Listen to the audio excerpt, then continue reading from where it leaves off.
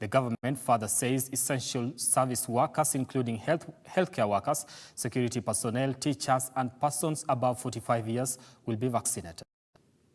The Ugandan government has lifted some of the COVID-19 restrictions placed in the country as President Yoweri Museveni announced on Friday night the partial lifting of the COVID-19 lockdown after 42 days.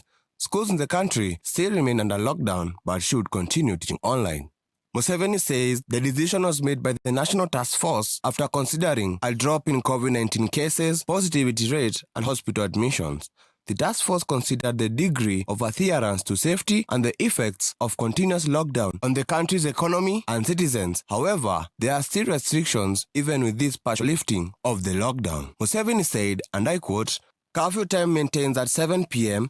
Number 2, borders are now allowed to move up to 1800 hours. They are not allowed to carry one passenger. Schools should remain closed until sufficient vaccination of the eligible population of children aged 12 to 18 years old has taken place." End of quote. Business centers are now required to clear pathways through rented kiosks, and places of worship remain closed for another 60 days. In addition, outdoor sports events will be held without spectators, and bars and indoor sport activities remain closed until the population is sufficiently vaccinated. Public transport in the country has been allowed to resume, with half the normal number of passengers, and private vehicles are only allowed 3 occupants. On matters of vaccines in Uganda has concluded the legal requirements to the COVAX facility to adhere 9 million AstraZeneca vaccine doses. Additionally, an order of 2 million doses of the Johnson & Johnson vaccine has been requested from the African Union, and a down payment of $3 million has been made.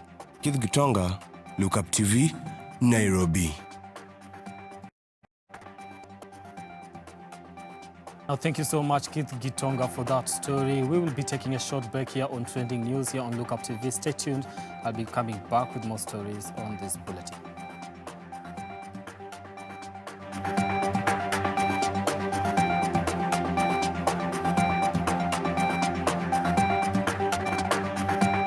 Like, follow, subscribe, click the notification button.